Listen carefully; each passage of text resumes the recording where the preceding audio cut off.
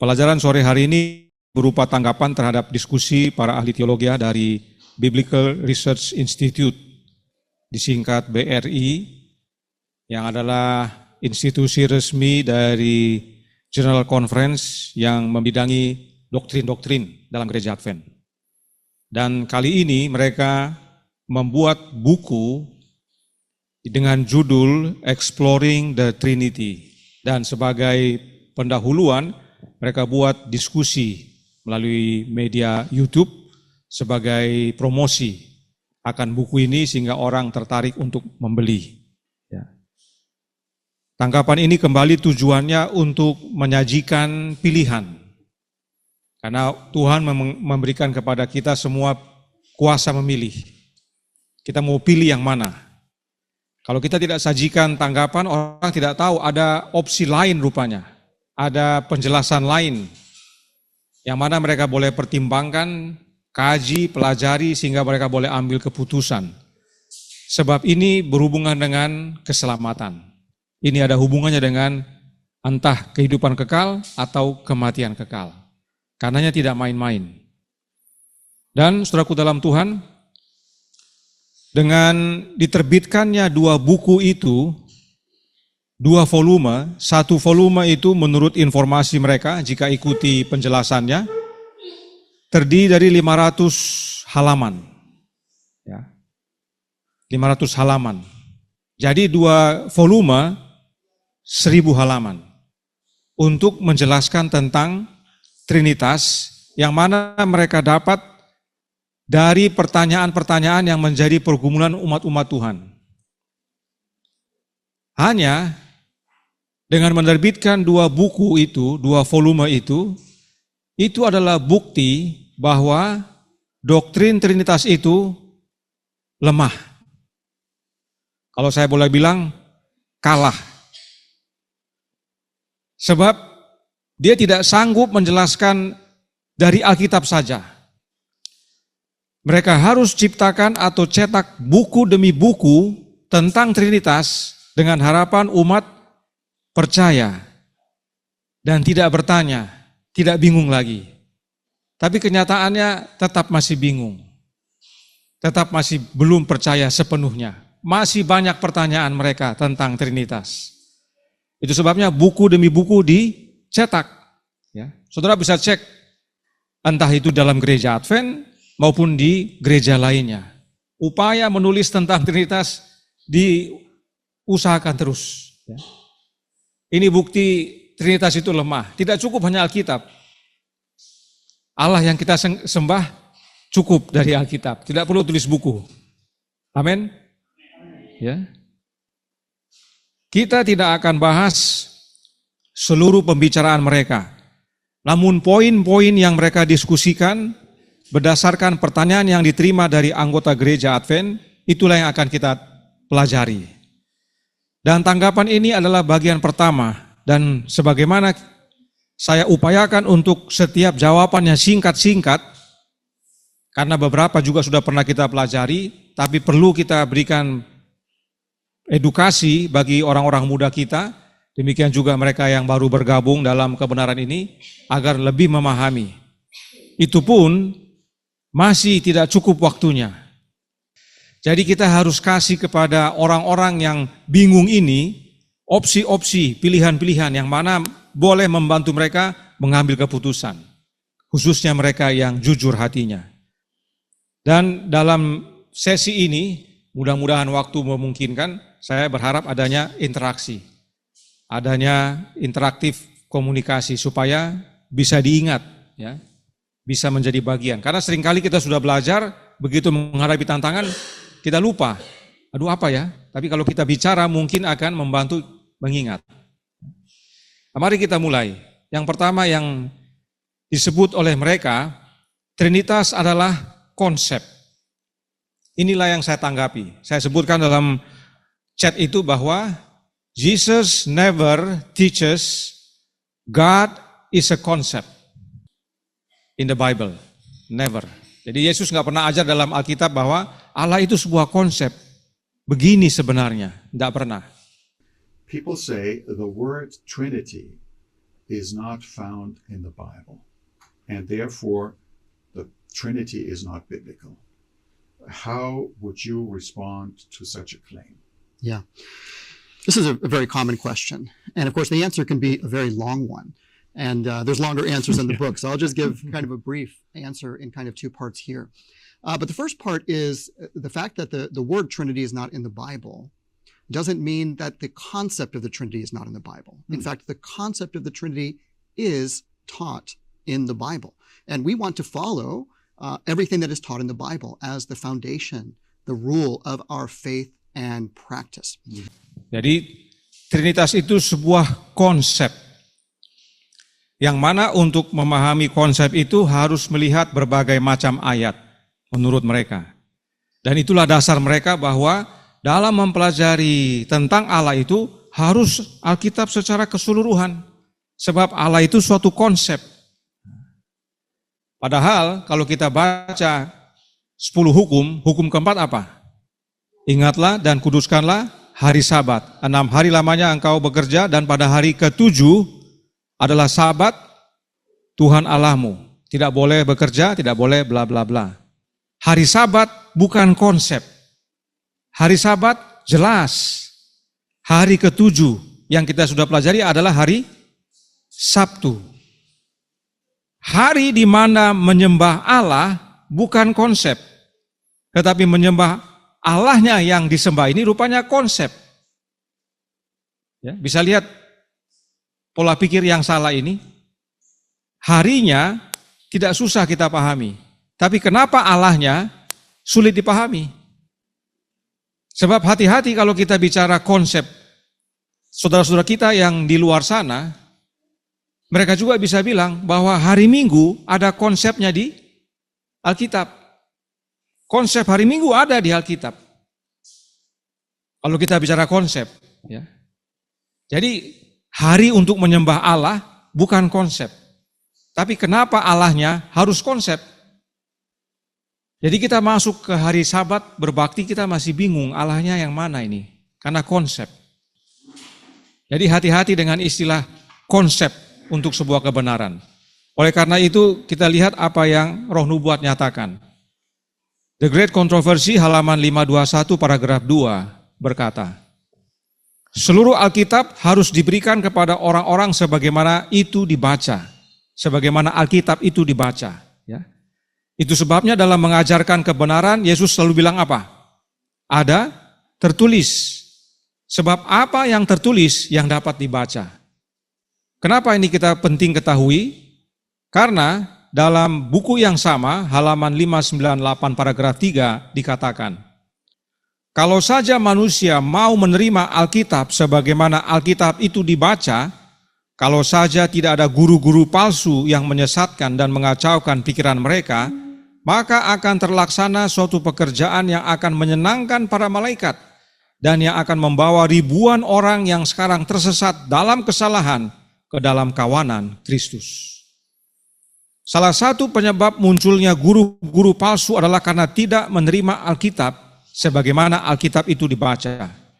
Karenanya penting sekali mempelajari kebenaran dari apa yang tertulis dalam Alkitab dan sebagaimana dibaca. Nah, sekarang apa yang Alkitab nyatakan tentang Allah?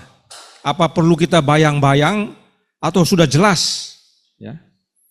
Mari kita baca yang Yesus nyatakan dalam Alkitab. Yohanes 6 ayat 45. Ada tertulis dalam kitab nabi-nabi dan mereka semua akan diajar oleh Allah. Dan setiap orang yang telah mendengar dan menerima pengajaran dari Bapa datang kepadaku. Siapa yang mengajar? Allah. Siapa dia itu? Bapa. Ya kan? Mereka semua akan diajar oleh Allah dan yang menerima pengajaran Bapa. Sebab yang mengajar siapa? Bapa, yang disebut Allah. Nah, ini sudah jelas. Perlu kita bayang-bayang? Perlu kita menghayal? Tidak perlu. Tidak perlu konsep, sudah tertulis di sini, ya. Ya, itu sebabnya mereka berusaha tulis dengan berbagai jenis buku supaya yang dibayangkan ini bisa dipahami oleh orang-orang yang tidak bisa membayangkan. Dan kalau saudara ikuti videonya, saya tidak tanggapi semua, mereka katakan ada baiknya belajar bahasa Greka. Ya, mereka sampaikan begitu. Karena mereka bahas bahasa Greka. Mereka himbau pemirsa untuk belajar bahasa Greka. Mereka juga menghimbau untuk sekolah teologi. Ya, bayangkan untuk memahami umat-umat memahami Trinitas, mereka suruh belajar Greka, suruh sekolah teologi. Apakah tidak prihatin kita melihat kondisi gereja seperti begitu? Bagaimana umat-umat dalam jemaat harus belajar bahasa Greka supaya memahami tentang Allah yang konsep ini. Jadi, jelas dari ayat ini, Allah itu adalah Bapa. Dan Allah Bapa tidak ajarkan Trinitas dalam Alkitab. Demikian juga Yesus. Dia tidak ajarkan Trinitas. Allah Bapa dan anaknya tidak akan ajarkan bahwa Allah itu konsep. Karena dalam Alkitab sudah jelas tertulis bahwa Allah itu adalah Bapa. Yohanes 20 ayat 17, ayat yang sering kita baca. Dikatakan, kata Yesus kepadanya, janganlah engkau memegang aku, sebab aku belum pergi kepada Bapa, tetapi pergilah kepada saudara-saudaraku dan katakanlah kepada mereka, bahwa sekarang aku akan pergi kepada Bapakku dan Bapamu, kepada Allahku dan Allahmu. Saudaraku dalam Tuhan, mohon diperhatikan. Kita perlu hati-hati. Ada banyak umat berupaya untuk membuktikan dari Alkitab bahwa Yesus adalah Allah. Ada ikuti itu di media sosial, ya, YouTube, TikTok, Facebook, macam-macam. Ada banyak video yang membuat suatu pernyataan, apakah Yesus itu Allah? Ya. Dan seringkali muncul dari teman-teman kita kaum Muslim. Ya. Apa buktinya Yesus Allah? Orang Kristen terpancing dia. Wah, masa digitukan saya punya Yesus? Dia berusaha cari ayat untuk membuktikan Yesus Allah. Hati-hati. Kenapa hati-hati? Karena kaum Trinitas juga berusaha membuktikan bahwa Yesus adalah Allah. Itu sebabnya mereka sebut Allah anak, bukan anak Allah. Supaya orang percaya akan konsep Trinitas. Ada 3 Allah tapi 1. Jadi pada waktu dipancing, coba buktikan Yesus itu Allah. Itu kaum Trinitas akan terpancing. Kita jangan terpancing. Dengan kita terpancing untuk membuktikan Yesus adalah Allah, maka kita tidak sadar atau sadar tergabung dalam kelompok Trinitas. Sebab mereka belajar berusaha membuktikan bahwa Yesus adalah Allah. Bisa ikuti diskusinya. Nah, apakah kita percaya Yesus adalah Allah? Ya percaya. Karena apa? Karena dia anak Allah. Oleh karena itu, fokus para murid dengan para rasul di jemaat mula-mula, apa mereka punya pesan? Mereka mengabarkan tentang Yesus adalah anak Allah. Mereka tidak berusaha membuktikan Yesus adalah Allah. Coba baca perjanjian baru, ya, tulisan para rasul. Ada mereka mau buktikan Yesus adalah Allah? Tidak ada. Mereka semua buktikan bahwa Yesus adalah anak Allah. Karena dengan dia disebut anak Allah, anak yang sebenarnya, mereka tahu bahwa Yesus adalah Allah. Itu sebabnya orang Yahudi mau bunuh Yesus karena mengaku anak Allah. Dengan dia mengaku sebagai anak Allah, dia menyamakan dirinya dengan Allah. Yaitu sama alamiahnya, sama-sama ilahi. Jadi jangan terpancing dengan kalau ada orang tanya, coba buktikan bahwa Yesus itu adalah Allah. Layani orang itu dengan menunjukkan bahwa Yesus adalah anak Allah. Jelaskan kepada dia bahwa Yesus adalah anak Allah. Nanti dia tanya, loh kenapa bicara anak? Karena inilah dasar keilahiannya.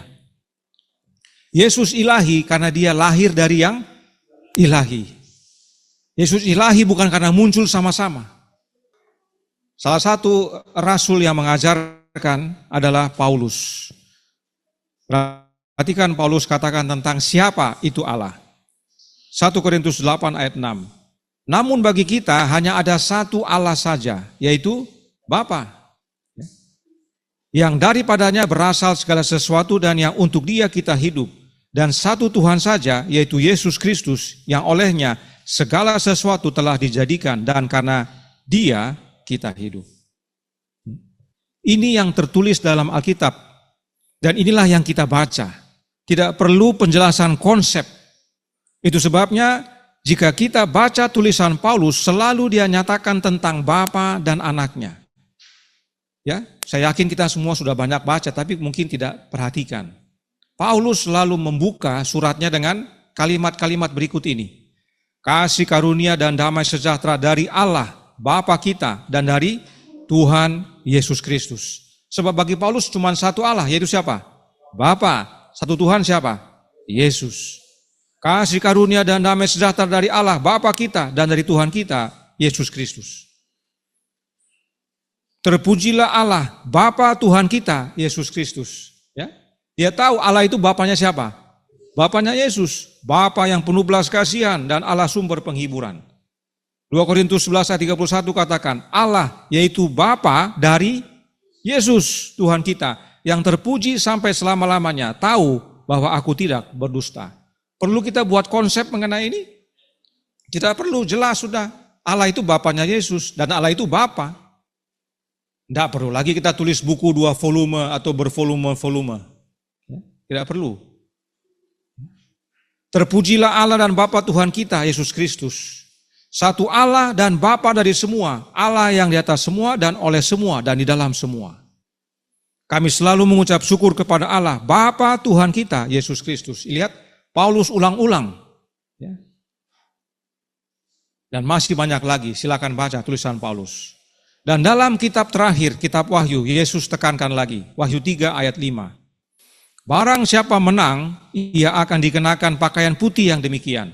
Aku tidak akan menghapus namanya dari kitab kehidupan, melainkan aku akan mengaku namanya di hadapan Bapakku dan di hadapan para malaikat. Ada yang terlupa di sini? Tidak ada. Yesus tahu kok Bapaknya Allahnya dia, tidak ada Allah Roh. Yesus tahu. Ya. Jadi Yesus cuma mengaku di depan siapa? Bapaknya dan para malaikat. Itulah penghuni sorga. Tidak ada Allah Roh. Ya. Jangan bilang dia di balik layar lah, ya, atau konsep, ya. Dan Wahyu 3:21. Barang siapa menang, ia akan kujadikan soko guru dalam bait suci Allahku. Ini Yesus yang berbicara. Dan ia tidak akan keluar lagi dari situ. Dan padanya akan kutuliskan nama Allahku, nama kota Allahku, yaitu Yerusalem baru, yang turun dari sorga, dari Allahku, dan namaku yang baru. Jadi mereka yang selamat, yang menerima kehidupan kekal itu, ada terima berapa nama di sini? 3 nama. Nama siapa saja? Nama Allah, nama anak, dan nama kota. Baik, benar, Wahyu 3:12. Jadi yang selamat cuma terima 2 nama makhluk, 1 nama kota. Ya. Tidak ada yang lain. Inilah yang tertulis dalam Alkitab. Tidak perlu konsep. Ini pun baru hanya ringkas saja orang-orang muda. Dan saudara sekalian yang baru belajar. Kita tidak perlu panjang karena nanti waktu tidak cukup untuk membahas semua. Jadi kita ambil secara ringkas. Ya. Kemudian, mereka menyatakan jangan mengisolasi ayat. Yeah, John, go ahead. I was going to say, I think this is a crucial point, right? There are many false doctrines can be taught from a few passages taken in isolation. Yes. But the question is, what makes sense, or what is the best understanding of all of the passages without twisting or injuring any of them, right? Mm-hmm. What does the Bible teach as a whole? And many misconceptions are based on fixating on a text in isolation.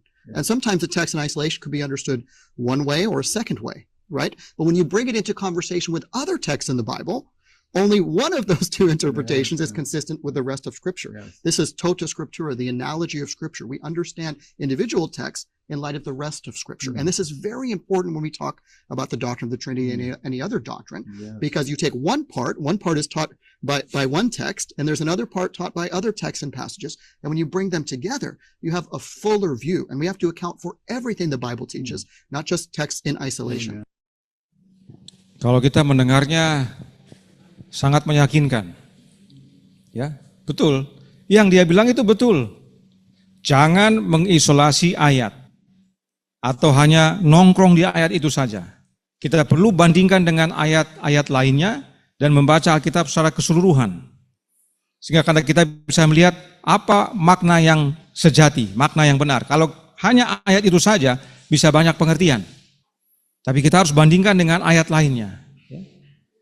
Yang dia bilang benar, tapi dalam prakteknya tidak demikian.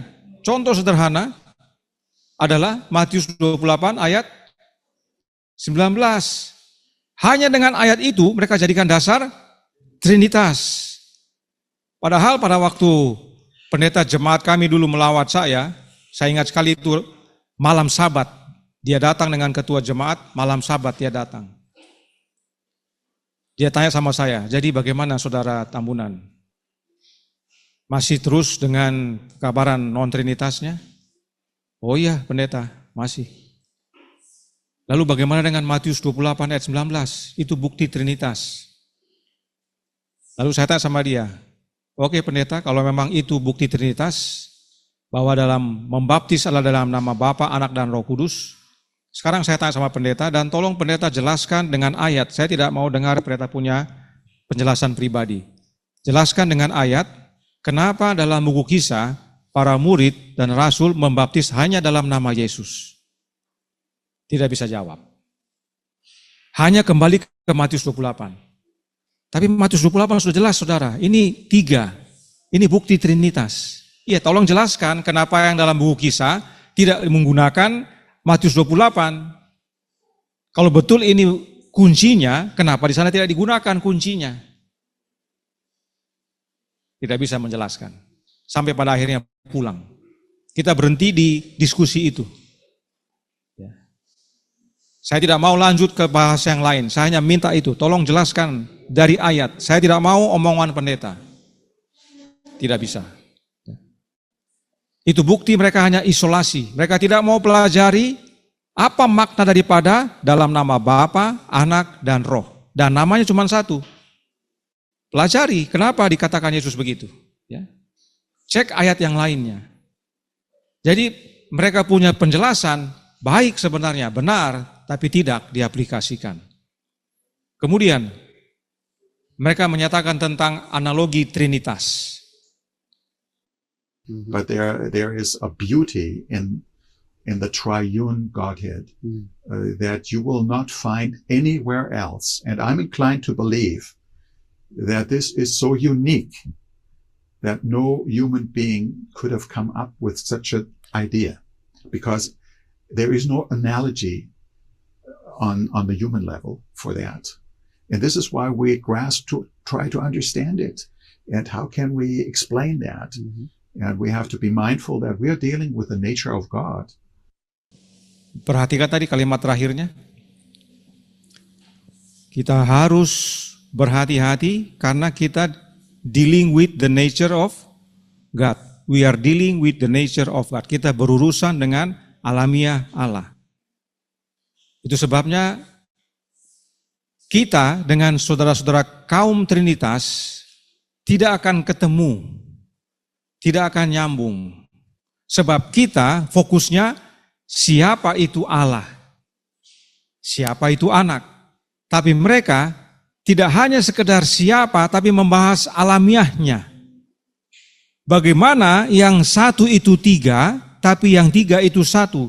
Yang seperti ini ada hubungan dengan alamiah. Susah bagi mereka untuk menjelaskannya, membayangkannya. Itu sebabnya mereka sibuk tulis buku untuk menerangkan kepada orang. Kan cukup sebenarnya siapa Allah, Bapa, siapa anaknya, Yesus. Roh itu siapa? Rohnya Bapa, rohnya anak. Selesai. Tapi karena mereka bilang ada satu Allah yang terdiri 3 pribadi yang berbeda, dan ketiga pribadi yang berbeda ini tidak dapat dipisahkan, mulai bingung mereka membayangkannya. Bagaimana cara membayangkannya ini, ya kan? Bagaimana alamiah yang seperti begini? 1 tapi 3 sampai. Itu makanya dia bilang we are dealing with the nature of God. Tanpa mereka sadari, mereka menyatakan kelemahan mereka. Ya. Perhatikan yang Roh Nubuat katakan tentang alamiah Allah. Terdapat dalam The Ministry of Healing halaman 429 paragraf 3. Wahyu tentang dirinya yang telah diberikan Allah dalam firman-Nya adalah untuk kita pelajari. Ya, wahyu tentang dirinya, bahwa dia siapa? Allah, yaitu Bapa.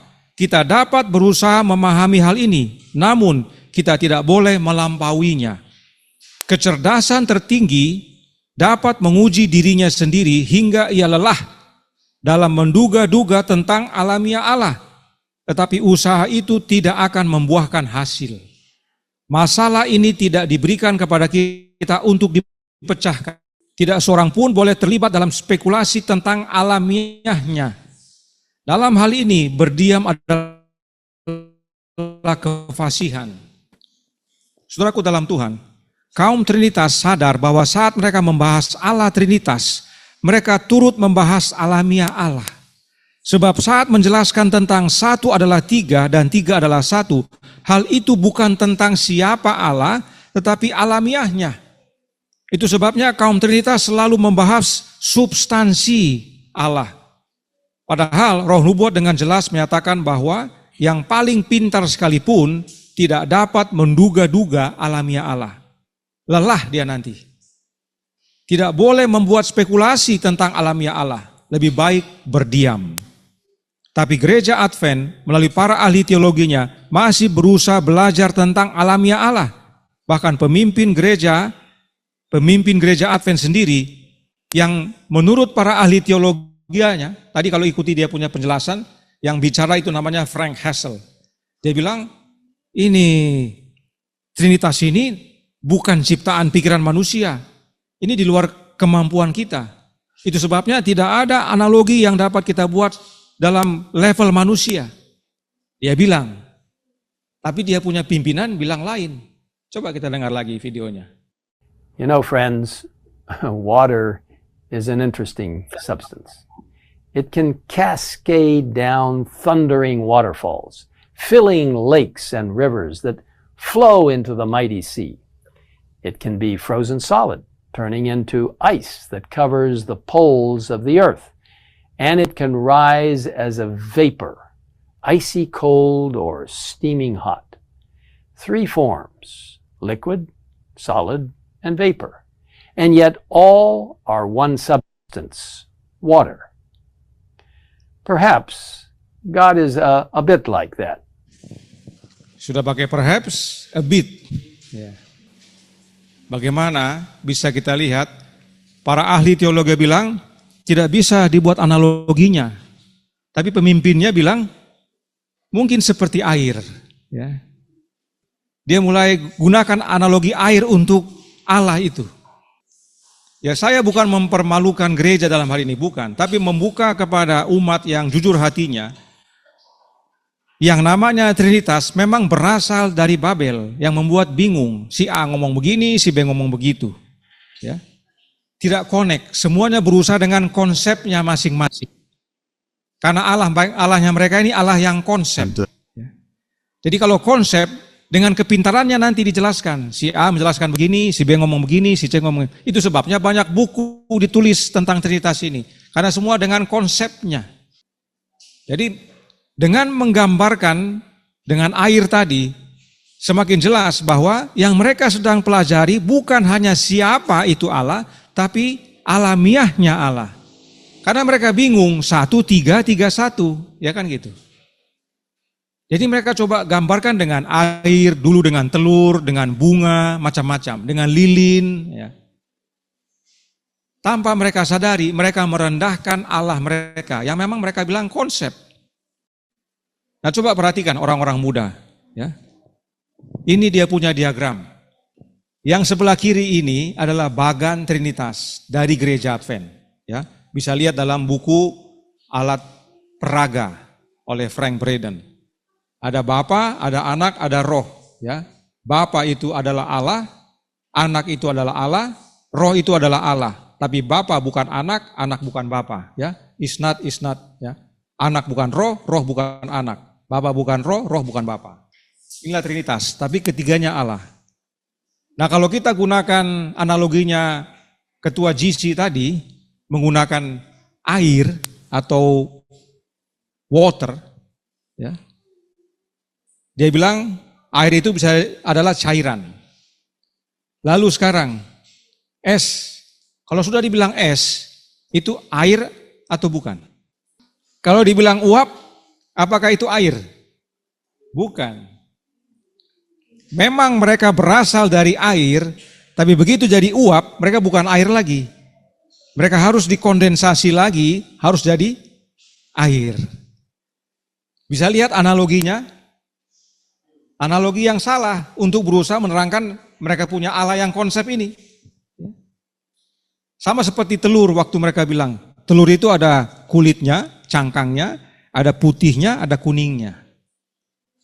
3-1-1-3. Tapi kalau kulit telur dipisah, apakah dia telur? Bukan. Putih telur dipisah, apa dia telur? Bukan.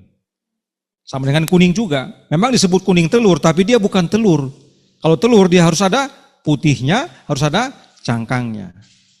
Jadi manusia berusaha menggambarkan Allah dengan benda-benda ciptaan atau produk manusia, itu namanya merendahkan Allah itu sendiri. Dan Nyonya White ada kutipan yang mengenai hal itu bahwa itu tidak boleh. Menggunakan air ini sebagai contoh tidak nyambung karena semua yang disebutkan tadi itu adalah perubahan wujud. Ya, air bisa jadi es karena ada perubahan wujud karena suhu. Suhunya dingin dia berubah wujud jadi padat, ya. Kalau yang sana antara dingin atau panas bisa membuat uap. Terjadi perubahan karena suhu panas dia jadi beruap. Nah, suhu ruangan dia jadi cair. Ya. Apakah begitu dengan Allah? Allah berubah bentuk jadi anak, berubah bentuk jadi roh. Salah lagi. Jadi mereka punya konsep itu masing-masing punya konsep, ya. Kita kasihan lihatnya. Ya. Ajaran mereka saling bertentangan dan tidak alkitabiah. Lalu mereka katakan yang berikut ini.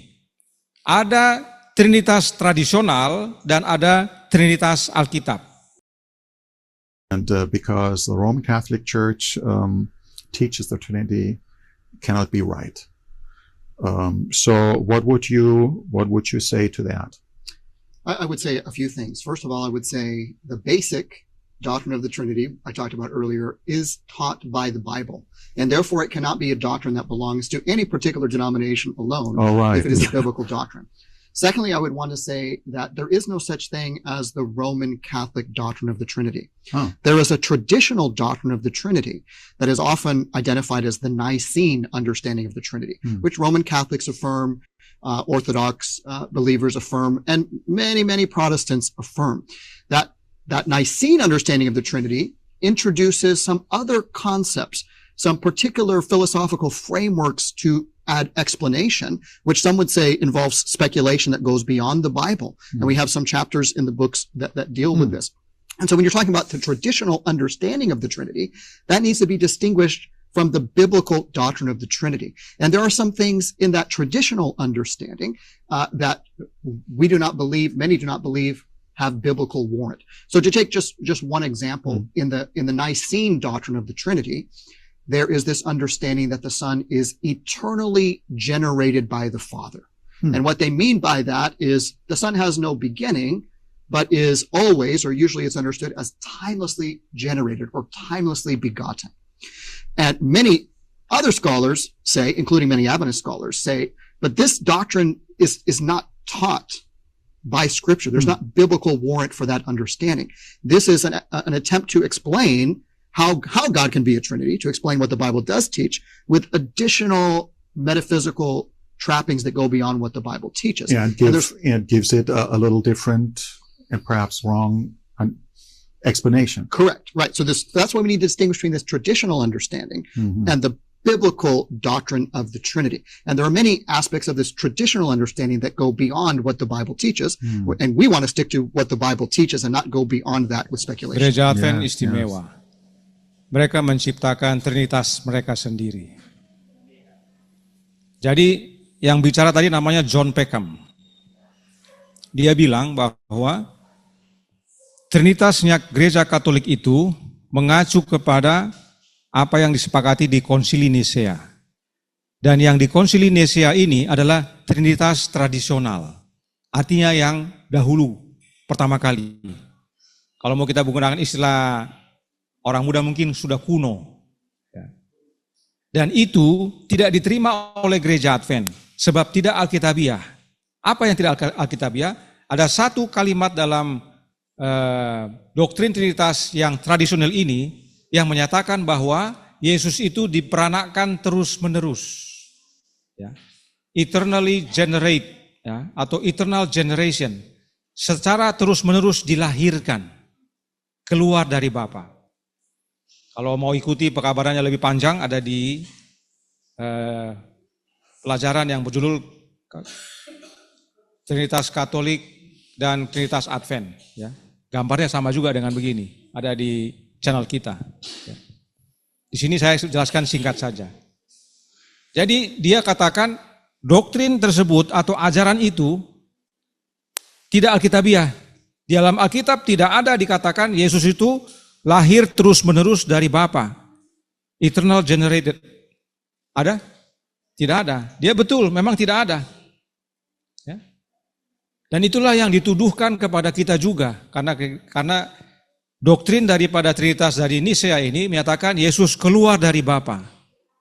Kita juga ajarkan Yesus keluar dari Bapa. Tapi yang mereka yang menuduh kita kurang mengerti bahwa yang dalam Konsili Nisea ini Yesus keluar terus-menerus. Ya.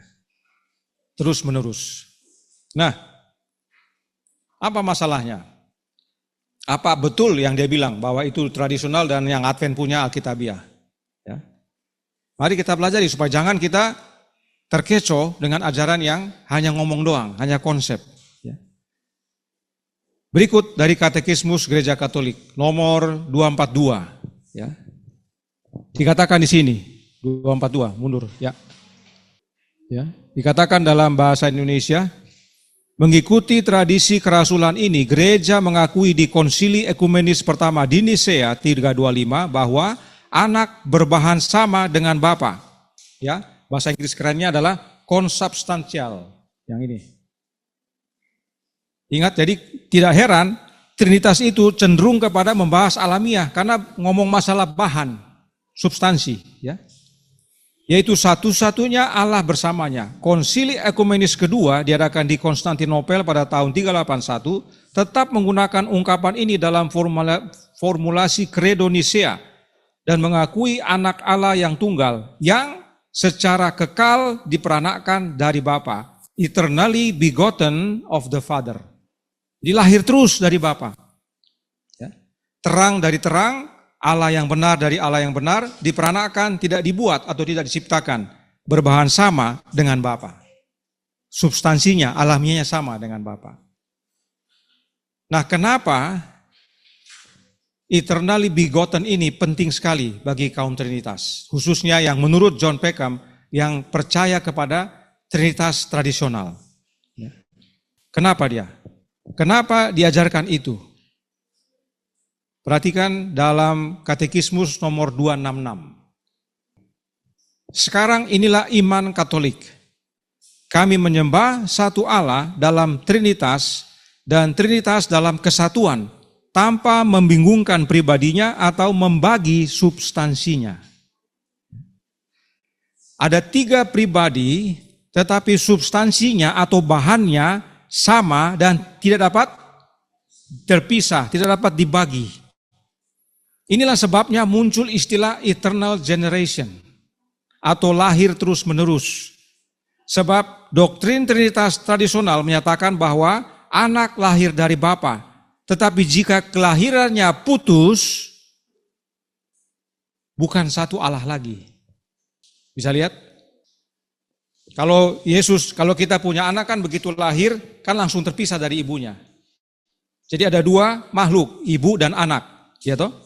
Tapi supaya kalimat ini tetap terjaga, yaitu tanpa membingungkan pribadinya atau membagi substansinya, tidak bisa dibagi, tidak bisa dipisahkan, supaya Bapa dan anak ini tetap berbeda, disebutlah anak ini lahir terus-menerus dari Bapa. Tidak putus. Tidak bisa dibagi. Tapi pribadinya ketahuan, oh ini Bapa, ini Anak, ini Roh. Tapi dia punya substansi tidak bisa dibagi, bahannya tidak bisa dibagi, terhubung semuanya. Nah supaya menjaga itu, muncullah istilah dilahirkan terus-menerus. Ya. Timeless begotten, tadi katanya. Menurut para ahli teologi, hal itu tidak alkitabiah. Dan saya setuju, tidak ada lahir terus-menerus dalam Alkitab, tidak ada. Itu hanya dibuat oleh gereja Katolik atau Konsili Nisea agar Yesus itu tidak terpisah dari Bapa, tetap satu. Karena 1-3, 3-1. Kalau satu terpisah, sudah bukan Trinitas lagi. Bisa lihat? Itu sebabnya kita bahas tentang kematian Yesus dan hubungannya dengan Trinitas. Kalau Yesus jadi manusia dan dia sungguh-sungguh mati, maka dia terpisah dari dua. Dengan demikian Allah juga mati. Karenanya, doktrin Trinitas ajarkan apa? Yesus tidak mati sesungguhnya. Sebab kalau Yesus mati sesungguhnya, yang dua juga ikut mati. Karena mereka terhubung. Ya, tidak bisa dipisahkan. Karenanya, Gereja Advent menciptakan Trinitas yang alkitabiah menurut tadi sang pendeta. Yang mana tidak mengakui itu. Nah sekarang kita lihat apa yang Biblical Research Institute terbitkan. Tadi mereka dari para ahli teologi BRI. Sekarang apa yang BRI terbitkan? BRI punya newsletter yang namanya Reflections. Dan yang kali ini kita akan kaji adalah nomor 23 bulan Juli tahun 2008. Kalau kita lihat di bagian bawah ada artikel yang berjudul Our God. Kita sudah pernah baca kutipannya, tapi saya mau kasih tunjuk kepada orang-orang muda dan juga yang baru belajar. Kita punya referensi itu resmi, bukan kita buat. Ini memang dari sumbernya. Nah, Our God ini halaman 8. Nah, kita baca halaman 8. Nah, ini halaman 8, ya. Yang tanda merah itu sampai di bawah, kita baca terjemahannya. Kalau mau baca bahasa Inggrisnya silakan nanti, tapi kita baca terjemahannya. Yang tulis namanya Eckhard Müller. Dia katakan begini, oleh karena itu, kami tidak menyembah tiga Allah, tetapi satu Allah yang menyatakan dirinya dalam dan terdiri dari tiga pribadi. Ketiga pribadi itu memiliki satu alamiah. Kalau dalam gereja Katolik satu bahan, ya. Setiap pribadi dalam keilahian pada hakikatnya dan esensinya adalah Allah. Dan kepenuhan kealahan berdiam dalam masing-masing pribadi. Di sisi lain, setiap pribadi dalam kealahan terhubung tak terpisahkan dengan dua pribadi lainnya. Itu sebabnya tadi dia punya bagan segitiga, ya kan? Bapa, Anak dengan Roh. Semua terhubung. Ya, bahannya sama, esensinya sama, yaitu Allah.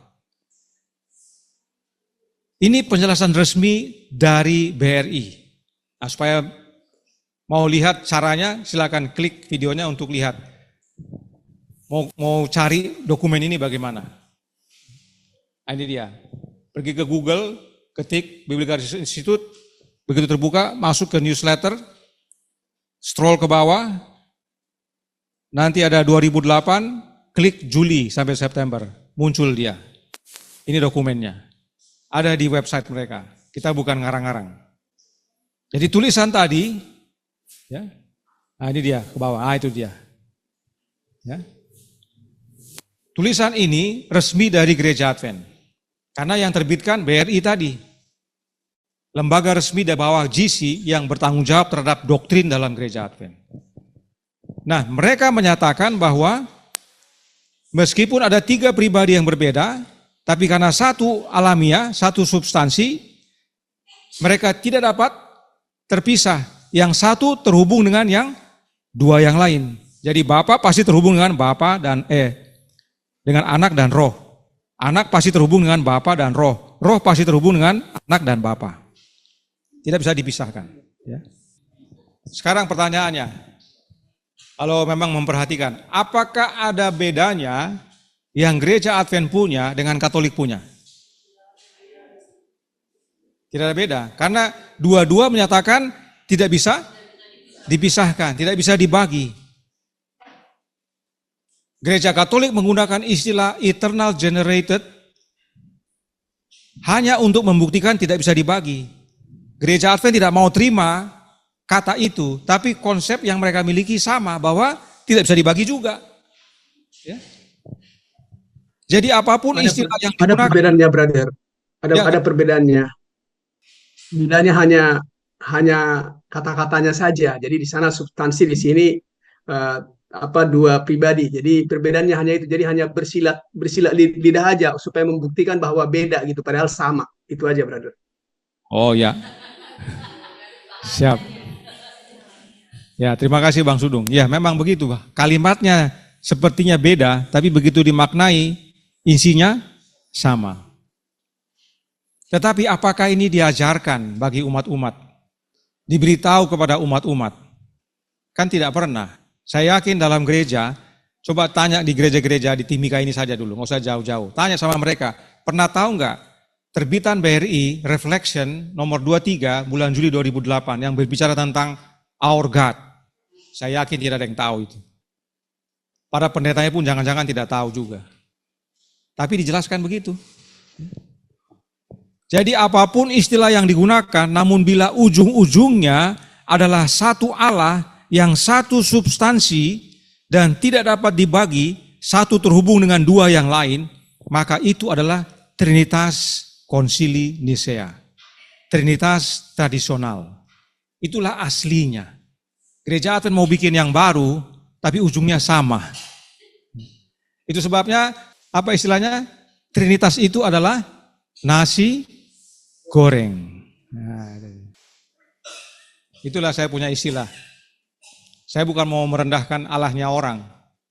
Tapi kalau cara menjelaskannya begini, ya begitu kondisinya. Ini dia. Nasi goreng ini anak muda ya. Ini caranya lain dia. Caranya lain. Nah, sana dia bikin bumbu yang kanan, ulek-ulek, yang kiri juga bumbu. Ya. Nah, ini dia. Nah, jadi bumbunya. Udah hancur, ya di sini juga diulek, jadilah bumbunya. Panaskan wajan. Nah, yang satu dia punya bumbu sudah ditumis, ya. Yang sana telur duluan. Nah, dia taruh telur, dia tumis telurnya, dia goreng telurnya. Bumbu belum. Nah, itu dia. Nah, ini telurnya dimasukin, dicampur dengan bumbu. Nah, beda toh? Beda. Ya. Nah, itu diangkat dulu telurnya, dipisahin dulu. Nah, ini nasi langsung masuk. Ya, nasi langsung masuk dengan telur, dengan sambal. Nah, dia baru tumis sambal sana. Nah, sambalnya baru ditumis sama dia. Nah, itu dia. Kasih kecap. Nah, dia kasih masuk nasi dengan bumbu. Telur belum ada. Tadi semua langsung campur ini. Nah, ini dia. Nah, itu dia. Kalau kita tunjukkan chef-chef yang lain mungkin beda lagi caranya, ya. Lebih enak yang kiri kayaknya. Oh ya. Ya, akhirnya jadi. Ya. Dua-dua apa namanya? Nasi goreng. Ya. Nah, itu dia. Satu pakai kerupuk, satu enggak, satu pakai tomat, pakai timun, pakai selada. Dua-duanya namanya nasi goreng. Ya. Jadi Trinitas mau bagaimanapun caranya menggunakan istilah apapun, tapi kalau ujung-ujungnya ada satu Allah, terdiri tiga pribadi yang berbeda, satu substansi, tidak bisa dibagi, satu terhubung dengan dua yang lain. Itu Trinitas. Mau pakai kalimat apapun itu, istilah apapun, tapi kalau ujungnya itu Trinitas. Mau masak telur duluan kah, sambal duluan, kalau ujung-ujungnya nasi goreng, sama-sama nasi goreng. Ini pentingnya kita pelajari karena banyak yang sudah dihanyutkan oleh permainan silat lidah guru-guru palsu. Ingat juga penjelasan pendeta yang berikut ini. Listen to me carefully. When we hear the word heathen and pagan and Catholic, we start to panic. Are you with me? Now, do pagans eat breakfast? Do we eat breakfast? Is that pagan behavior? Are you following me? Is that, do pagans wear clothes? Do we wear clothes? Is that pagan behavior? No. Now, the Catholics believe in the Trinity. It doesn't make it wrong because they believe in the Trinity. They believe that Christ is fully God. That's not a Catholic doctrine. That's a biblical doctrine. Not everything Catholics believe is wrong. But where they're wrong, they are catastrophically wrong. Are you following me? Now you're not listening to me. So they believe some things that are biblical. And if you believe the Bible, you believe the same thing. The doctrine of the Trinity is biblical, not Catholic. Fokus daripada beliau adalah yang Katolik pahami itu sama dengan yang Gereja Advent pahami. Karena Gereja Katolik percaya Yesus adalah Allah sebagaimana Alkitab. Demikian juga dengan Gereja Advent. Dan dia membandingkannya dengan orang kafir pakai baju, kita juga pakai baju. Apakah kita kafir? Tentu tidak. Jadi mereka menggunakan analogi-analogi yang sesuai konsepnya masing-masing. Karena Trinitas bagi mereka adalah konsep. Inilah konsep dia. Jadi saya bukan mempermalukan 4 ahli Taurat BRI tadi.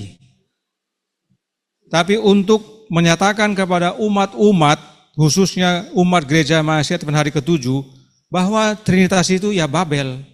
Ya. Semua bingung, si A bilang begini, si B bilang begitu, mereka tidak sepaham. Masing-masing dengan konsepnya. Organisasi secara resmi melalui perwakilannya, ya, Departemen dari Urusan Publik dan Kebebasan Beragama dari GC menyatakan kami adalah bagian dari keluarga Kristen yang mengakui Allah Trinitas. Tapi tadi katanya, oh kita beda.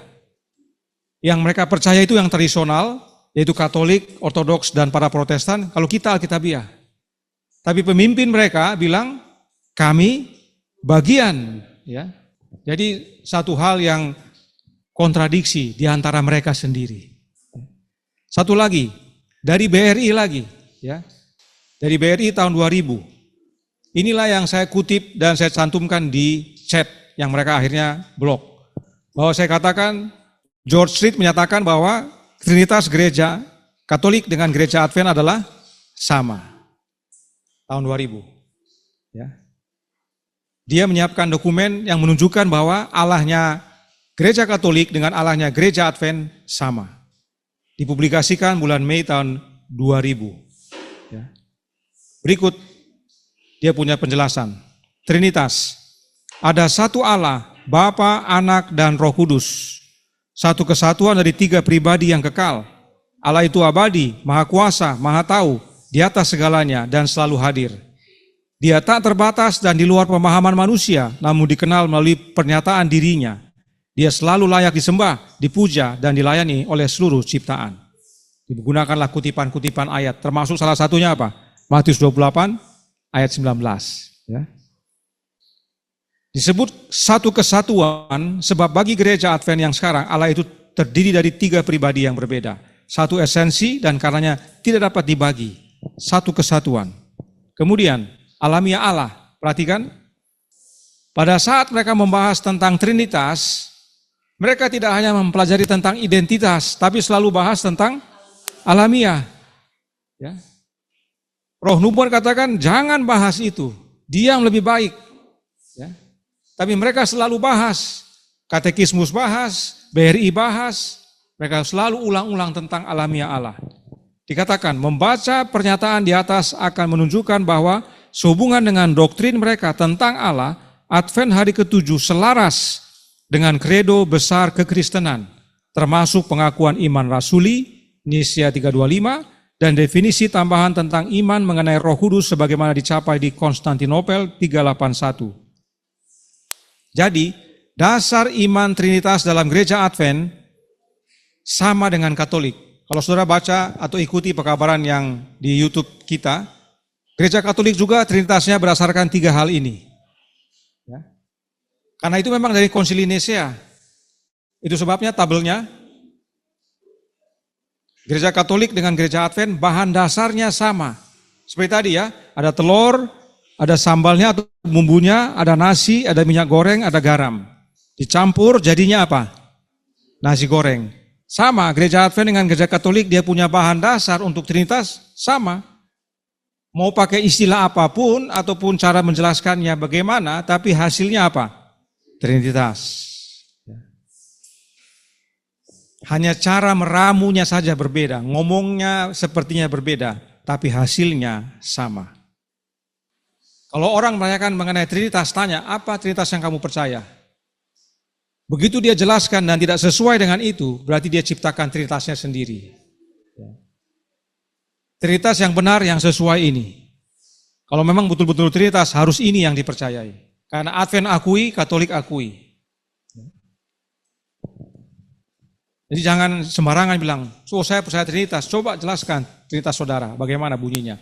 Kalau dia bilang ada satu Allah, dia dulu Bapa, terus dia jadi Yesus, kemudian jadi Roh Kudus, itu oneness. Atau modalisme. Itu bukan Trinitas sebenarnya, itu turunannya. Itu yang membuat bingung, akhirnya orang bikin ciptakan yang lain.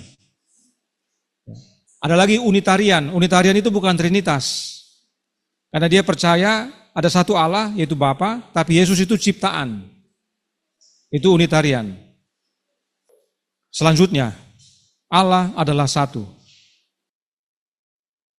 So, for example, when we look at the Old Testament, many of the situations that God speaks to throughout the Old Testament is responding within the context of polytheism, where the nations around had many gods. So it was important to emphasize and underscore that God is one. There's only one true God, and all these others are fake gods. They're not real. They're actually, the Bible calls them demons. So there's one true God. But when it came time for our Savior to come, then we need to know that God is more than one, because only God can save us. And so, we see Jesus, who is God with us. Matthew chapter 1, Emmanuel. And, John the Baptist said that he would baptize with the Holy Spirit. But we look through the Gospels and we don't hear very much about the Holy Spirit. It's mostly Jesus, of course, because he is there to save us. But toward the end of his ministry, when he's about ready to leave, then he begins talking about the Holy Spirit, because the Holy Spirit is going to come as his representative and as God among us. I like that, yes. Yeah, and so then, of course, the book of Acts unpacks that and the rest of the New Testament. So God reveals himself as we need to know him. Father, Son, and Holy Spirit. So there's a progression in God's revelation and in our corresponding understanding of God's revelation. Which, by the way, is why we only hear at the end in Matthew 28:19, where Jesus says, baptize them in the name of the Father and of the Son and of the Holy Spirit. Because only toward the end of his ministry do we know all three. Jadi ringkasnya, dia menjelaskan bahwa sejak awal itu kita tidak tahu berapa Allah. Di perjanjian lama hanya dinyatakan tentang satu Allah. Sebab pada zaman itu banyak bangsa kafir yang punya banyak Allah. Hanya satu Allah yang benar di perjanjian lama. Nanti pada waktu Yesus datang, kata dia, baru kita tahu ada lebih dari satu Allah. Nah, ini kalimat-kalimat bahaya ini. Ya kan? Tadi dengar ngomong gitu ya. Dan nanti pada waktu di akhir daripada pelayanannya, baru dia jelaskan lagi tentang Roh Kudus. Jadi mereka mau menunjukkan kepada kita bahwa dari awal sampai akhir itu Allah tidak menyatakan dengan sepenuhnya siapa dia. Ada progression katanya, ada perkembangan, dibukakan satu persatu. Apakah demikian yang Alkitab katakan? Kalau konsep bisa saja, karena itu bayangannya dia. Kita baca Amsal 30 ayat 4. Ayat yang kita sering baca. Siapakah yang naik ke sorga lalu turun? Siapakah yang telah mengumpulkan angin dalam genggamnya? Siapakah yang membungkus air dengan kain? Siapakah yang telah menetapkan segala ujung bumi? Siapa namanya dan siapa nama anaknya? Engkau tentu tahu. Ini adalah pekerjaan penciptaan yang melibatkan dua makhluk ilahi, yaitu siapa? Bapa dan anaknya. Dan kalau saudara perhatikan tadi, dia punya istilah tentang Roh Kudus, saya ulang sedikit. Dia katakan bahwa Yesus itu adalah Allah karena dia disebut Immanuel, Allah beserta kita. Padahal kalau kita pelajari renungan pagi dan juga tulisan Roh Nubuat, demikian juga dengan Alkitab sebenarnya yang lebih dahulu menyatakan bahwa oleh karena dosa kita terpisah dari Allah, dari Bapa. Sejak kejatuhan Adam, kita diserahkan kepada siapa kata Roh Nubuat? Kepada Yesus. Bapa tidak bisa langsung dengan kita, dia serahkan kepada anaknya. Sehingga Bapa urapi anaknya supaya di mana anak berada sama dengan Bapa berada. Apa yang anak sampaikan sama dengan apa yang Bapa sampaikan. Itulah makna Allah beserta kita. Ya, bukan harus membuktikan bahwa Yesus itu adalah Allah, bukan. Tapi Allah Bapa hadir di antara kita melalui anaknya. Itu juga dengan roh. Ya, tadi dikatakan roh itu adalah supaya Allah tinggal di antara kita. Live among us. Padahal roh itu harus in us, bukan among us. Dan pada waktu kita terima roh, tetap kita terima siapa? Bapa, itulah doa Yesus. Engkau dalam aku ya Bapa, aku dalam engkau, supaya mereka dalam kita. Bisa lihat, yang Alkitab nyatakan jelas, bukan konsep, tapi mereka buat konsep baru. Dikatakan dalam hal ini, dalam perjanjian lama sudah jelas yang menciptakan ada dua, Bapa dan anak. Bukan progresif. Bukan nanti dikatakan Bapa saja baru dibuka lagi baru anak. Anak sudah dinyatakan. Bahkan kalau kita baca dari peristiwa bangsa Israel, ada yang namanya malaikat Tuhan. Musa bertemu dengan Tuhan di semak belukar yang berbicara siapa? Yesus yang disebut dengan malaikat Tuhan. Jadi anak sudah dinyatakan dalam perjanjian lama. Roh Nubuat katakan perjanjian lama dengan perjanjian baru sama-sama jelas menyatakan tentang Yesus. Tidak ada ya suatu progression. Kemudian dalam perjanjian baru Paulus katakan Ibrani 1 ayat 2. Maka pada zaman akhir ini ia telah berbicara kepada kita dengan perantaran anaknya yang telah ia tetapkan sebagai yang berhak menerima segala yang ada. Oleh dia Allah telah menjadikan alam semesta. Hanya dua yang menciptakan, yaitu Bapa dan anaknya. Perjanjian lama dan perjanjian baru sama. Tidak ada di sini buka satu dulu, nanti sini buka dua, sini buka tiga. Tidak ada demikian. Semua dari awal sampai akhir sama. Bagaimana dengan roh? Mazmur 139 ayat 7. Kemana aku dapat pergi menjauhi rohmu? Kemana aku dapat lari dari hadapanmu? Jadi Allah hadir oleh kehadiran rohnya. Sehingga pada waktu Daud katakan, bagaimana saya menjauhi rohmu? Karena rohmu itulah kehadiranmu. Kalau rohmu hadir, maka itu sama dengan saya berada di hadapanmu. Kalau saya pergi, bagaimana caranya? Tidak mungkin, karena dimanapun engkau ada, dia katakan. Dan roh yang dimaksudkan dalam Mazmur 139 ini adalah rohnya Tuhan dalam huruf besar. Yang kita sudah pelajari, dia adalah Allah Bapa. Jadi roh itu bukan oknum lain, tapi Bapa itu sendiri yang hadir oleh kehadiran rohnya. Itu sebabnya Daud katakan, kemana aku dapat lari dari hadapanmu? Dia bukan bilang oknum yang lain, tapi Bapa itu sendiri. Jadi roh juga sudah dinyatakan sejak perjanjian lama, terlebih dalam perjanjian baru. Dikatakan dalam Roma 8 ayat 9. Tetapi kamu tidak hidup dalam daging, melainkan dalam roh, jika memang roh Allah diam dalam kamu.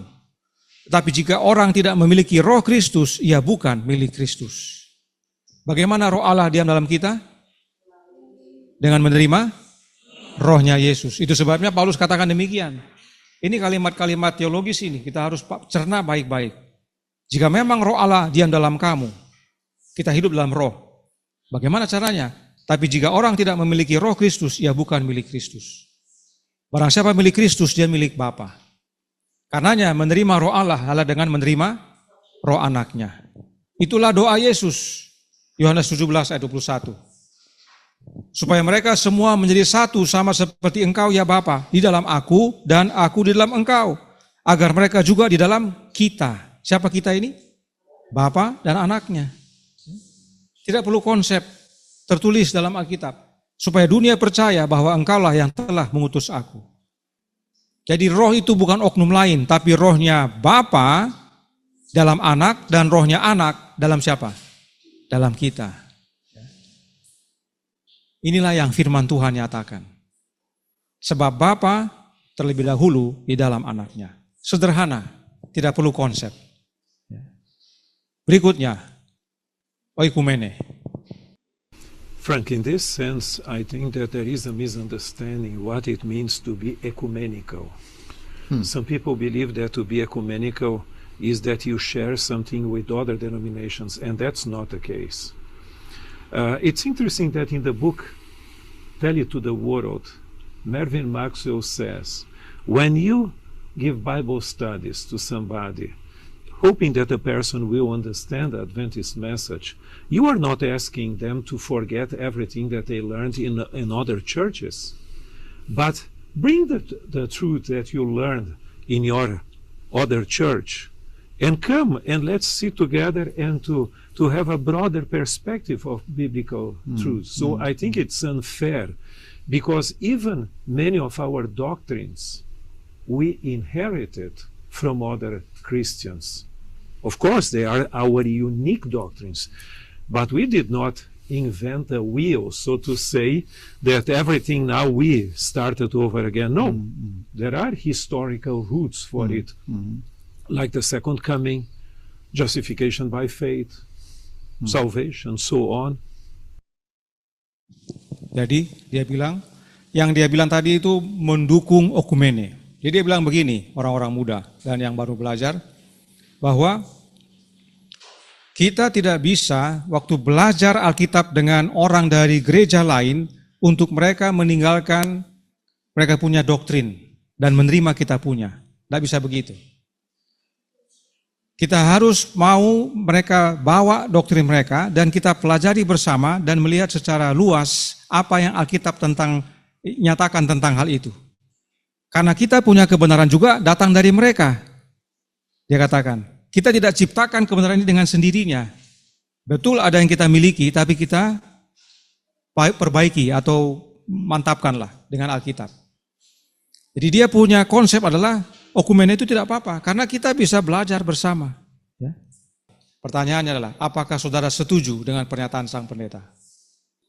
Tulang Ben tidak setuju. Kenapa tulang? Karena kan kita harus menunjukkan kita punya kebenaran. Di saat kita membiarkan mereka punya doktrin kita terima, artinya kita sudah tidak lagi berdiri pada kebenaran kita. Kita sudah tergabung. Untuk itu kita tidak bisa terima pengajaran konsep okumene ini tidak benar karena kita akhirnya akan menyatu dengan standar dunia. Kompromi. Ya, kompromi. Karena memang dengan menerima apa yang mereka bawa dan melihat secara luas katanya kan, itu kalimat-kalimat politis itu. Kita lihat secara luas dan dari sisi Alkitab. Ya. Dengan begitu sebenarnya kita mau kompromikan apa yang mereka bawa dengan yang kita punya. Nah, Saudara Wilson mungkin? Jadi Ellen White bilang ini oikumene ini adalah aliansi yang tidak suci. Karena yang disebut umat Allah itu sudah dipanggil keluar dari Babel. Ellen White bilang bahwa umat Allah itu sudah dipisahkan dengan pisau besar, sudah dikerat mereka itu dari ajaran-ajaran Babel. Jadi itu sebabnya James White waktu dia mengabarkan, dia bilang kita ini sudah terpisah dari sisa-sisa kepausan.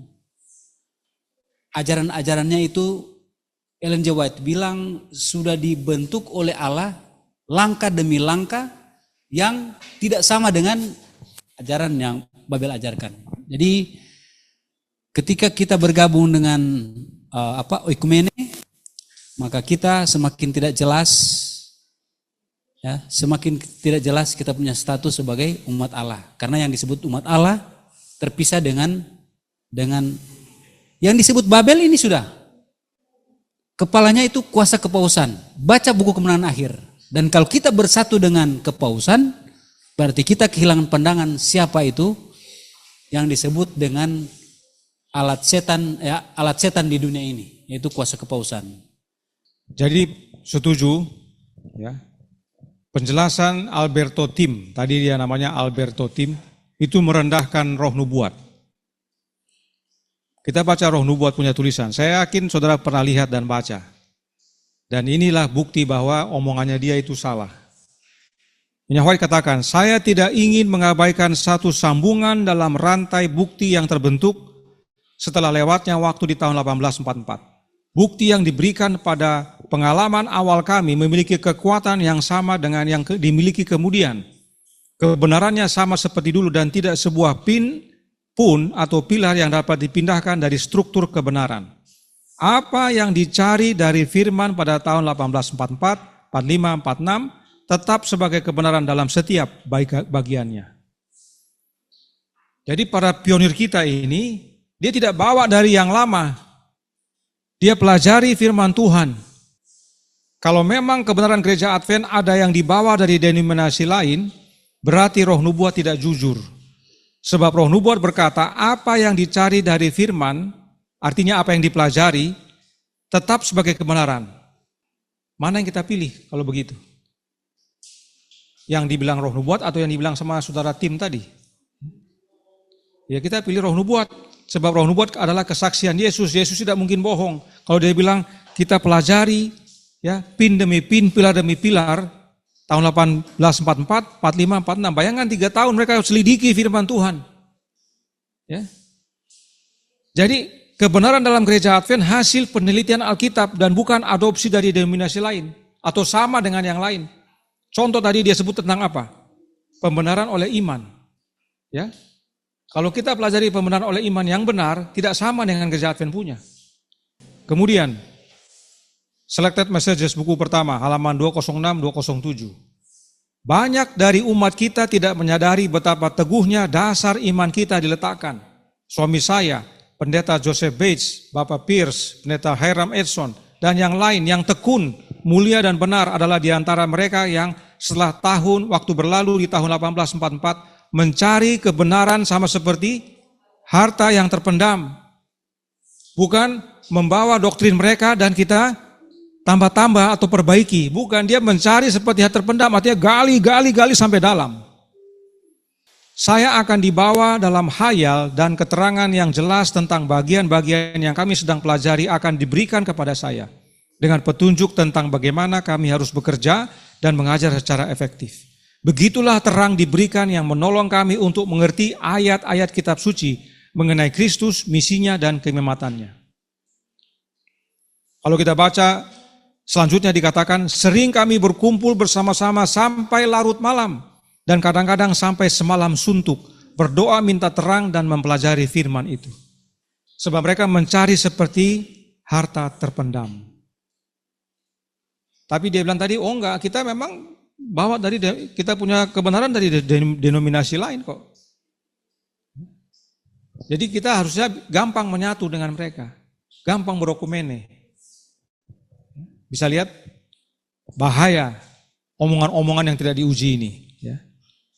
Omongan sang pendeta tadi merendahkan kesaksian roh nubuat. Mereka bukan hanya merendahkan, tapi manuskrip Releases volume 760 halaman 9 paragraf 5 berkata, mereka berusaha untuk menghapus tonggak-tonggak tua tidak berpegang teguh. Mereka tidak mengingat bagaimana mereka telah menerima dan mendengarnya. Mereka yang mencoba membawa teori yang akan menghapus pilar-pilar iman kita mengenai Ka'bah atau mengenai kepribadian Allah atau Kristus bekerja sebagai orang buta. Orang buta yang tadi. Kenapa? Karena Babel. Bingung. Buta akhirnya. Bagaimana caranya menghapus pilar iman mengenai Ka'bah dan kepribadian Allah dan Yesus? Dengan doktrin Trinitas. Sebab doktrin Trinitas menghapus kepribadian Bapa. Dia bukan Bapa yang benar. Menghapus kepribadian anak, dia bukan anak yang benar. Padahal dalam Ka'bah, meja roti sajian, 2 tumpuk yang melambangkan Bapa dan anak duduk di atasnya. Itulah tahta Allah yang sebelah utara. Tapi karena Trinitas itu tidak pernah diajarkan. Dihapus pilar iman kita. Tapi kalau tidak diajarkan orang tidak tahu. Ya. Sayangnya mereka tidak mau dengar. Mudah-mudahan ada yang mau dengar nantinya. Jadi bukti mereka buta adalah di antara mereka saja berbeda pemahaman. Kita sudah lihat tadi buktinya. Para ahli teologi di BRI saja berbeda. Tahun 2000 bilang begini, tahun 2008 bilang begini, sekarang bilang yang lain lagi. Ya. Berbeda penjelasannya. Itu bukti mereka buta. Ya. Belum lagi di jemaat-jemaat, dijamin berbeda lagi pemahamannya. Itu sebabnya semua bingung dan setan senang. Sebab itulah tujuan setan, supaya semakin banyak yang binasa. Kemudian, monogenes. Mereka bahas ini. Tapi kita sudah bahas terlebih dahulu, jadi bisa ikuti nanti pembahasannya bila mana sudah diposting dalam pelajaran yang berjudul Yohanes 3:16 bukan Trinitas. Kita sudah bahas di beberapa sahabat yang lalu. Keahlian mereka, karena mereka bilang pelajari bahasa Greka, mereka bagi dua, mono dengan genes. Memang monogenes terdiri dari dua kata, mono dengan genes. Mono itu artinya satu, tunggal, mono. Lalu kata kedua adalah genes. Genes ini dari genao, yang artinya diperanakan atau lahir. Ya. Makanya ada kata gen atau genetik. Ya. Ada juga dari situ genos. Nah, menurut dia genos ini adalah unik. Ya. Coba kita dengar penjelasannya. The word in Greek is monogenes.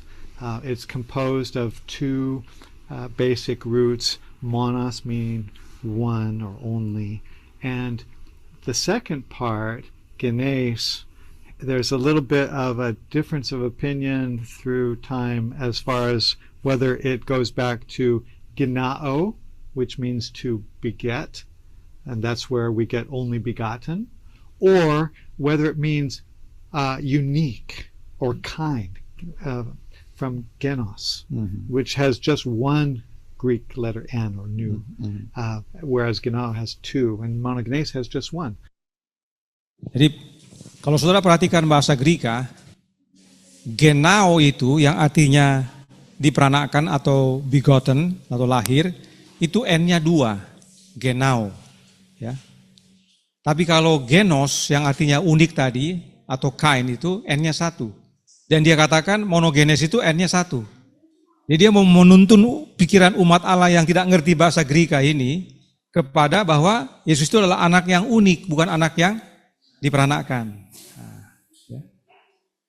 Berikut arti kata genos. Arti kata genos dalam concordance adalah kind atau jenis, ya, kindred artinya keluarga, offspring artinya keturunan, nation artinya bangsa, stock juga artinya keluarga, bukan stok barang ya, tapi berhubungan dengan keluarga. Lalu born artinya dilahirkan, dan diversity atau keragaman. Ada unik di situ? Tidak ada unik. Tapi dia katakan genos ini artinya unik. Dan untuk membuktikan bahwa genao itu atau diperanakan itu bermakna bukan literal atau metafora, mereka gunakan Yohanes 3:5. Yohanes 3:5 berkata begini, jawab Yesus, aku berkata kepadamu, sesungguhnya jika seorang tidak dilahirkan dari air dan roh, ia tidak dapat masuk ke dalam kerajaan Allah. Nah, kata dilahirkan di sini dari genao tadi. Bagi mereka ini tidak literal. Ini sifatnya metafora. Nah, pertanyaan bagi kita semua, setuju atau tidak? Saya tanya dulu, apa maknanya dilahirkan dari air? Dibaptis. Kita menerima baptisan literal atau metafora? Literal. Apa maksudnya dilahirkan dari roh? Menerima kecurahan roh. Itu literal atau metafora? Literal. Jadi meskipun di sini dikatakan dilahirkan, jangan gambarkan seperti perempuan hamil dan melahirkan. Bukan itu. Ya, dilahirkan secara literal dari manusia lama menjadi manusia baru. Itulah makna dibaptis dengan menerima kecurahan roh. Itu sebabnya telah dinubuatkan, perhatikan penubuatannya. Yesaya 44 ayat 3 dan 4. Sebab aku akan mencurahkan air ke atas tanah yang haus dan hujan lebat ke atas tempat yang kering. Aku akan mencurahkan rohku, kata Tuhan, ke atas keturunanmu dan berkatku ke atas anak cucumu. Mereka akan tumbuh seperti rumput di tengah-tengah air, seperti pohon-pohon ganda rusa di tepi sungai. Apakah ini nubuatan digenapi metafora? Pada waktu dicurahkan air atau roh itu metafora literal. Literal, ya, harafiah. Kemudian Yeskiel 36 ayat 25 sampai 27. Aku akan mencurahkan kepadamu air jernih yang akan mentahirkan kamu dari segala kenajisanmu, dan dari semua berhala-berhalamu aku akan mentahirkan kamu.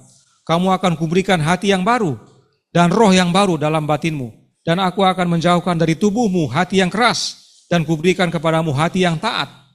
Rohku akan kuberikan diam di dalam batinmu, dan aku akan membuat kamu hidup menurut segala ketetapanku dan tetap berpegang pada peraturan-peraturanku dan melakukannya. Ini kegenapannya literal atau metafora? Literal. Ya. Apa buktinya? Kita kembali dulu kepada Yohanes 3:3. Ya. Orang-orang muda pada saat dikatakan dilahirkan dari air itu sama dengan baptisan. Diselamkan, keluar lagi. Secara literal, kita semua diselamkan. Dilahirkan dari roh artinya menerima kecurahan roh. Nah, perhatikan peristiwa berikut ini. Apakah literal atau metafora? Kisah 2 ayat 1 sampai 4. Ketika tiba hari Pentakosta, semua orang percaya berkumpul di satu tempat. Tiba-tiba turunlah dari langit suatu bunyi seperti tiupan angin keras yang memenuhi seluruh rumah di mana mereka duduk. Literal. Dan tampaklah kepada mereka lidah-lidah seperti nyala api yang bertebaran dan hinggap pada mereka masing-masing. Literal. Maka penuhlah mereka dengan Roh Kudus. Lalu mereka mulai berkata-kata dalam bahasa-bahasa lain seperti yang diberikan oleh Roh itu kepada mereka untuk mengatakannya. Literal atau metafora? Literal. Mereka menerima Roh itu, hidup mereka diubahkan, dan hasilnya apa? Salah satunya mereka bisa berkata-kata dalam bahasa asing. Jelas. Ya. Jadi kelahiran kembali yang Yesus maksudkan adalah kelahiran harafiah, yaitu bangkit dari air dan menerima hidup baru oleh menerima hidupnya Yesus, yaitu rohnya Yesus. Jadi yang mereka mau gambarkan tidak sama. Mereka membandingkan apel dengan jeruk. Yang dibahas adalah kelahiran Yesus. Tapi mereka bandingkan dengan kelahiran kembali. Bisa lihat masalah mereka? Mereka bandingkan apel dengan, di sini lagi bahas dilahirkan kembali. Yang namanya kelahiran kembali bukan metafora. Semuanya literal. Kita menerima baptisan dengan literal, kita menerima kesurahan dengan literal. Buktinya apa? Ada hasilnya, ada buah-buahnya. Itu buktinya harafiah roh itu bekerja dalam hati kita. Tapi mereka mau gunakan ini sebagai dasar bahwa Yesus itu lahirnya bukan literal, hanya metafora. Nah, terakhir dari sesi pertama ini, Roh Kudus dan Yesus. One of the most interesting studies would be if somebody would be willing to study the work of the Holy Spirit in the life of Jesus. He was generated by the Spirit. He was carried by the Spirit to the wilderness to be tempted. If the Holy Spirit would be just the mind of Jesus, all these passages would not make any sense at all. Why would when he was baptized, why would the Holy Spirit come down if he was Christ already? Jadi dia bilang kita perlu pelajari tentang Roh Kudus dalam hidup Yesus, karena yang membuat Maria mengandung adalah Roh Kudus. Yang membawa Yesus ke padang belantara adalah Roh Kudus. Kalau Roh Kudus itu adalah hanya sekedar pikiran, maka ayat-ayat itu tidak berlaku. Mana mungkin pikiran membuat perempuan mengandung atau membawa seseorang pergi ke padang belantara. Belum lagi katanya dia, pada waktu Yesus dibaptiskan, ada Roh Kudus turun. Nah, kalau Roh Kudus itu adalah Yesus, bagaimana mungkin? Karena kita ajarkan bahwa Roh Kudus itu adalah rohnya Yesus. Yesus berkata dalam Yohanes 5:37, Bapa yang mengutus aku, dialah yang bersaksi tentang aku. Kamu tidak pernah mendengar suaranya, rupanya pun tidak pernah kamu lihat. Dalam bahasa Inggris lebih bagus terjemahannya. His voice and his shape. Di sini katakan rupa. Kalau rupa lebih kepada wajah, tapi kalau shape itu lebih kepada bentuk. Ya. Yesus katakan kepada mereka, kamu tidak dengar kesaksian Bapa. Bapa bilang apa? Inilah anakku yang kukasihi, kepadanya lah aku berkenan. Kamu nggak dengar itu. Kamu juga tidak lihat bentuk yang turun, yaitu bentuk burung merpati itu. Kamu nggak lihat. Tentang ayat ini, yang orang Ibrani tidak lihat itu, Roh Nubuat menjelaskan. Kerinduan segala zaman, buku pertama, halaman 104, paragraf 2. Belum pernah malaikat-malaikat mendengarkan doa semacam itu. Mereka ingin membawa kepada panglima mereka suatu kabar jaminan dan penghiburan. Tapi tidak, Sang Bapa sendirilah yang akan menjawab permohonan anaknya. Siapa yang jawab? Bapa. Bapa sendiri. Langsung dari tahta sorga memancar cahaya kemuliaannya. Kemuliaan siapa ini? Bapa sendiri yang jawab.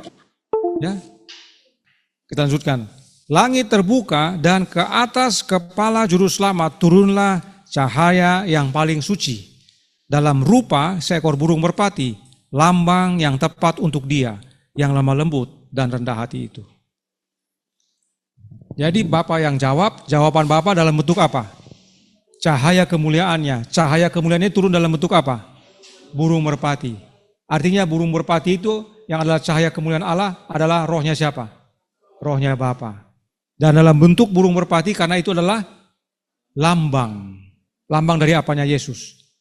Karakternya Yesus. Itu sebabnya kita umat yang sisa percaya kepada perintah Allah yaitu firman-Nya, yaitu Alkitab dan kesaksian Yesus yang adalah roh nubuat. Jelas. Tidak perlu konsep. Tidak ada Allah roh dalam upacara baptisan Yesus. Itu rohnya Bapa. Dan karena rohnya Bapa yang turun saat itu, rohnya Bapa yang sama yang bawa Yesus ke padang belantara. Ya, yang disebut dengan roh Allah. Kutipan terakhir. Desire of Ages halaman 114 paragraf 2. Ketika Yesus dibawa ke padang gurun untuk dicobai, ia dituntun oleh roh Allah. Kalau disebut roh Allah itu Allah roh atau bukan? Ya. Karena apa? Karena kaum Trinitas menyamakan roh Allah dengan Allah roh. Ia tidak mengundang godaan, ia pergi ke padang gurun untuk menyendiri, untuk merenungkan misi dan pekerjaannya. Jadi saudaraku dalam Tuhan, yang turun ke atas Yesus adalah rohnya Bapa, dan yang membawa Yesus ke padang belantara adalah rohnya Bapa. Karena Bapa tidak pernah membiarkan anaknya sendirian. Kalau kita baca Yohanes pasal 8. Bapa selalu menyertai anaknya. Nanti pada waktu Yesus di kayu salib, dia katakan apa? Eloi, Eloi, lama sabatani. Disitulah Bapa harus tinggalkan dia, harus berpisah, karena anaknya harus mati. Kalau Bapa sama-sama anaknya, Bapa tetap tinggal dalam anak bisa mati? Tidak bisa. Berapa kali mau dibunuh, tidak mati kan dia? Entah dia dibawa pergi atau tidak dilihat, tidak bisa, karena Bapa masih sama-sama dia. Tapi sekarang kamu harus mati. Bapa tinggalkan, itu pun Bapa tidak pergi jauh, ada di samping. Jadi inilah keistimewaan mengenal Allah yang benar dan anak yang benar. Karenanya orang-orang muda, saudara sekalian yang baru belajar dan sedang belajar, semua yang didiskusikan oleh para ahli Taurat dari BRI itu tidak alkitabiah dan tidak selaras dengan roh nubuat. Kita memberikan bukti-bukti ini bukan untuk menjelekkan mereka, mendiskreditkan mereka, bukan. Kami menggunakan kalimat-kalimat yang keras bukan untuk menghina, tapi supaya saudara sekalian terbangun, tergugah, untuk terbuka matanya melihat, kenapa bisa begini? Kenapa yang Alkitab nyatakan jelas, tapi yang mereka katakan saya tidak mengerti.